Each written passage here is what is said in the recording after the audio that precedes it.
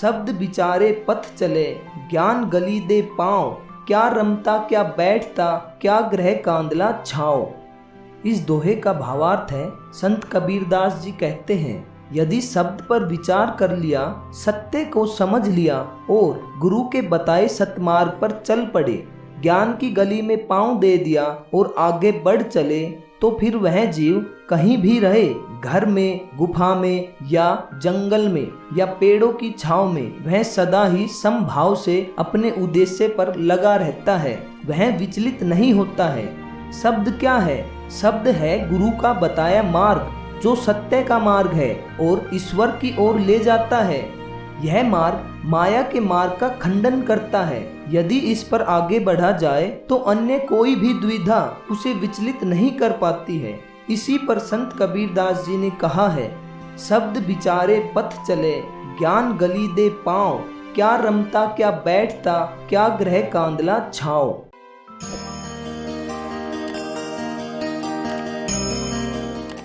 कवि तो कोटि कोटि है, सिर के मुड़े कोट, मन के मुड़े देखी करी, तासंग लीजे ओट। इस दोहे का भावार्थ है, संत कबीरदास जी कहते हैं, कविता बनाकर शब्दों को एक तय मात्रा और लय में बांध देने से व्यक्ति कवि जरूर कहला सकता है, लेकिन यदि उन शब्दों या विचारों को स्वयं के जीवन में नहीं उतारा तो उसकी कविता व्यर्थ ही होती है। ऐसे ही कई वेश बनाकर सर को मुंडाकर भक्ति का पाखंड करते हैं, लेकिन वे सत्य से कोसों दूर होते हैं। सर को मुंडाने से कोई लाभ नहीं होने वाला, अपितु मन को मुंडाना ही सार्थक है। मन को मुंडाने से अभिप्राय है कि लोभ, माया, रिश्ते नाते और जगत के आकर्षण को छोड़कर ईश्वर के सुमिरन में अपना जीवन व्यतीत करना ही इस जीवन का सार है, उद्देश्य है। इसी पर संत कबीरदास जी ने कहा है, कवि तो कोटि कोटि है, सिर के मुड़े कोट, मन के मुड़े देखी करी, तासंग लीजे ओट।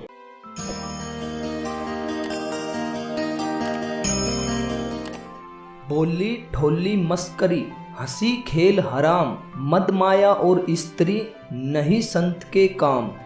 इस दोहे में संत कबीरदास जी बताते हैं, माया जनित कामों में अपने जीवन को व्यर्थ ही समाप्त कर देना समझदारी का कार्य नहीं है। ठिठोली, हंसी मजाक और ऐसे ही व्यर्थ के कार्यों में अपने जीवन को जो जीव बर्बाद करता है वह एक रोज पछताता है। ऐसे ही मद माया और स्त्री भी ईश्वर की भक्ति में बाधक है, क्योंकि ये जीव को संसार के जाल की ओर पुनः धकेलते हैं। इसे जितना शीघ्र समझ लिया जाए उतना ही फायदा है, अन्यथा एक रोज काल तो आना ही है। जीवन में किए गए कार्यों का हिसाब भी लिया जाना निश्चित ही है। इसी पर संत कबीरदास जी ने कहा है, बोली ठोली मस्करी, हंसी खेल हराम, मद माया और स्त्री नहीं संत के काम।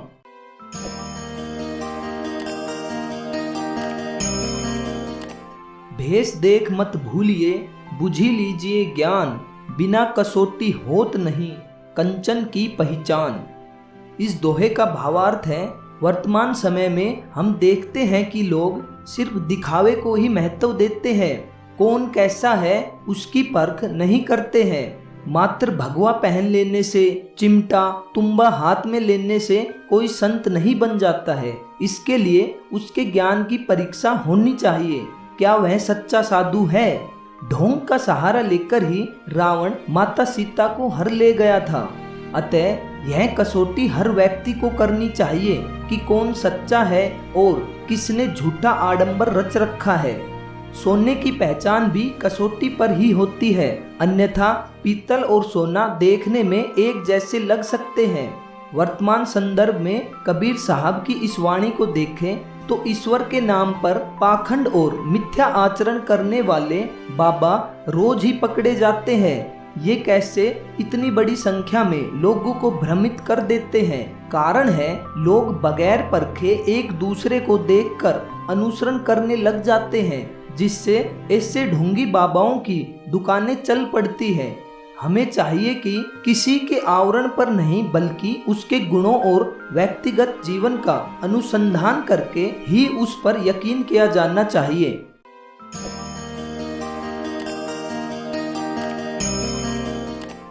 संत कबीर जी के इस दोहे में भक्ति का और प्रभु प्रेम का सार समाया हुआ है। पूरा दोहा इस प्रकार से है।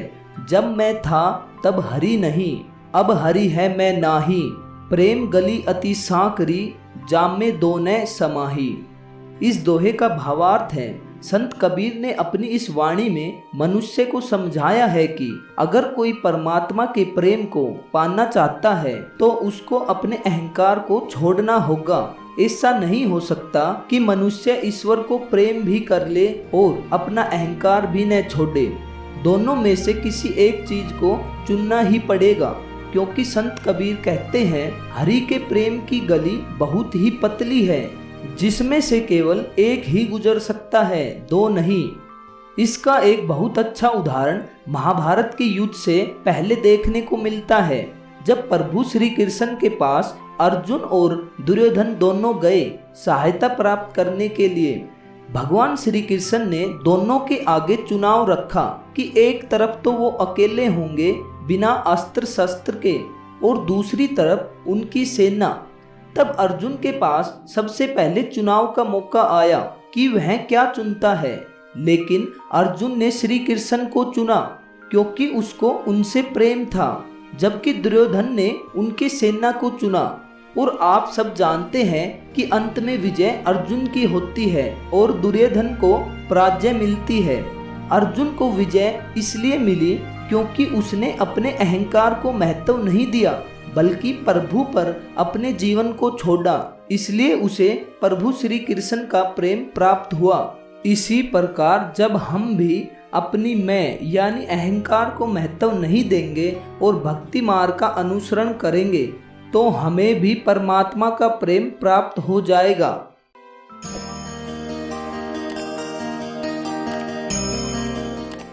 कामी क्रोधी लालची, इनसे भक्ति न होए, भक्ति करे कोई सूरमा, जाति बरन कुल खोए। इस दोहे का भावार्थ है, संत कबीरदास जी कहते हैं काम वासनाओं कामनाओं में उलझे इंसान के लिए भक्ति मार्ग पर चलना सरल नहीं, क्योंकि उसकी कामनाएं उसे चलने नहीं देंगी। क्रोधी व्यक्ति जिसको बात बात में क्रोध आ जाता है वो भी भक्ति मार्ग में चलने योग्य नहीं है, क्योंकि वह अपने क्रोध के आवेश में कितने लोगों को कष्ट देता रहेगा। और भक्ति का मार्ग दूसरे के कष्ट दूर करने का मार्ग है, दूसरों को कष्ट देने का नहीं। और लालची व्यक्ति भी भक्ति नहीं कर सकता, क्योंकि वह हर वस्तु को भोगने का अधिक लालच करेगा, जबकि इस रास्ते पर भोगों से मन को हटाना पड़ता है, अपने मन को संयत करना होता है। ईश्वर की भक्ति केवल वो ही व्यक्ति कर सकता है जो सब प्रकार के अहंकारों का त्याग कर सके। कुछ लोगों को अपनी जाति का बड़ा अहंकार होता है, किसी को अपने शरीर की सुंदरता का बड़ा घमंड है और किसी को अपने कुल की प्रतिष्ठा का बड़ा अहंकार है। इन सब को त्याग कर ही आप ईश्वर को प्राप्त कर सकते हैं। इसी पर संत कबीरदास जी ने कहा है, कामी क्रोधी लालची, इनसे भक्ति न होए, भक्ति करे कोई सूरमा, जाति बरन कुल खोए।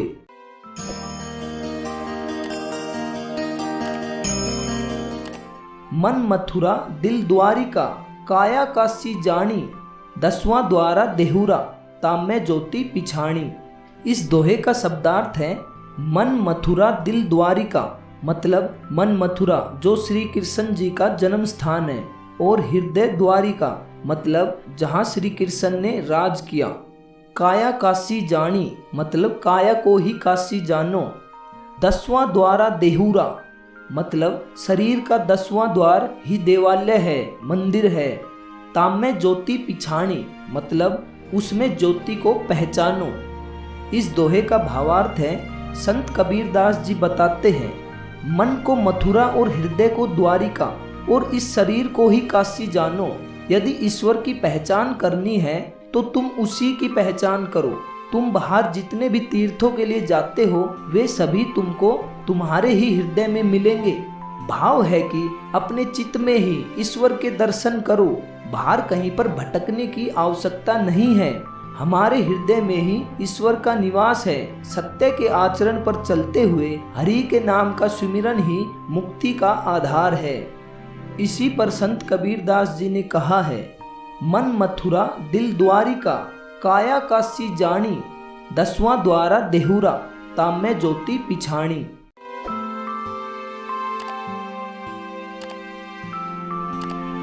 कली का ब्राह्मण मस्खरा, ताही ने दीजे दान, कुटुंब सहित नरके चला, साथ लिया यजमान। इस दोहे का भावार्थ है, संत कबीरदास जी ब्राह्मणों पर व्यंग करते हुए कहते हैं कि ऐसा ब्राह्मण जो मस्खरा है, ईश्वर से जिसकी रूह नहीं लगी हुई है, उसे दान देना व्यर्थ है, क्योंकि वह ढोंग करके दान में मिली सामग्री या धन से अपने जीवन को चला रहा है, जो उचित नहीं है। उसने दान को ही धंधा बना लिया है।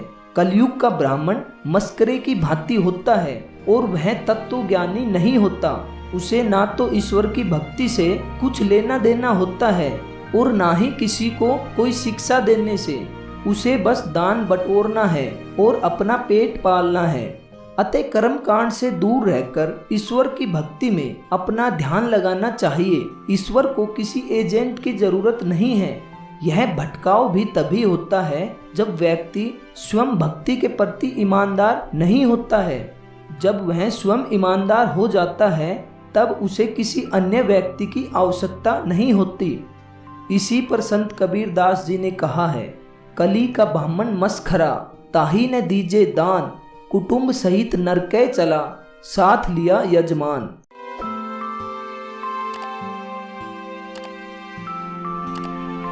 ऐसा यूं संसार है जैसा सैंबल फूल, दिन 10 के व्यवहार में झूठई रंगी न भूल।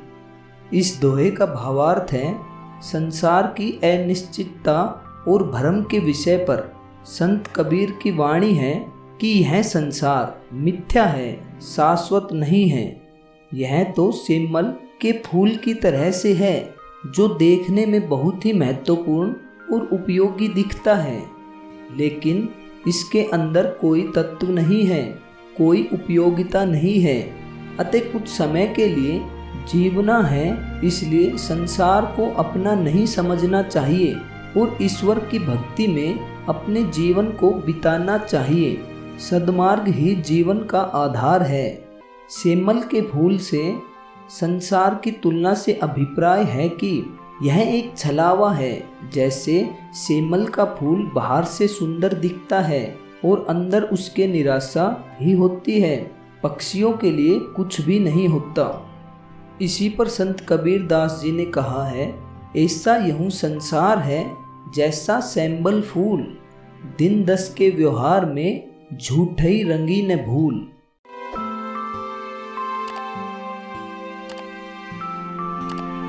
करता दिसे कीर्तन, ऊंचा करी करी तुंड, जाने बुझे कछु नहीं, यो ही आंधा रुंड। इस दोहे का भावार्थ है, मिथ्या पर प्रहार करते हुए संत कबीर की वाणी है कि जो लोग दिखावटी भक्ति करते हैं वे अपने मुख को ऊंचा कर कर जोर जोर से भले ही चिल्लाकर उसे कीर्तन का नाम दे दें, लेकिन वे एक तरह से शीश कटा केवल धड़ है, जिसमें कोई चेतना नहीं है। आडंबरों से ईश्वर की प्राप्ति संभव नहीं है, भले ही कोई कितना भी जतन कर ले। जब तत्व ज्ञान को जानना नहीं जाए, पहचाना नहीं जाए, तब तक भक्ति का कोई फल प्राप्त नहीं होने वाला। इसी पर संत कबीरदास जी ने कहा है, करता दिसे कीर्तन, ऊंचा करी करी तुंड, जाने बुझे कछु नहीं, यो ही आंधा रुंड।